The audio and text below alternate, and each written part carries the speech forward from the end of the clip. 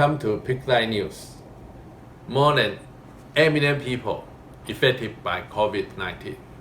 Most of them still stay at home.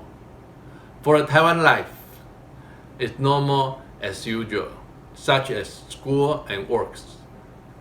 Please see the video.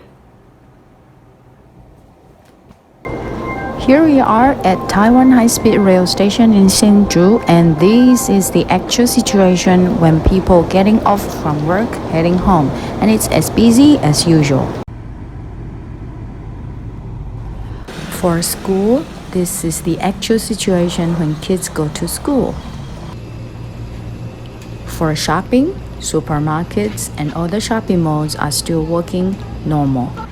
For people, we are still wearing masks and keeping social distancing to keep each other safe and healthy. About PICLITE, our production and delivery is smoothly as before. Because of COVID-19, we are not able to visit you or go overseas to join the exhibition. Now we change the new way to visit you on website. We're going to have website show for our product. We are going to see you again soon on the website.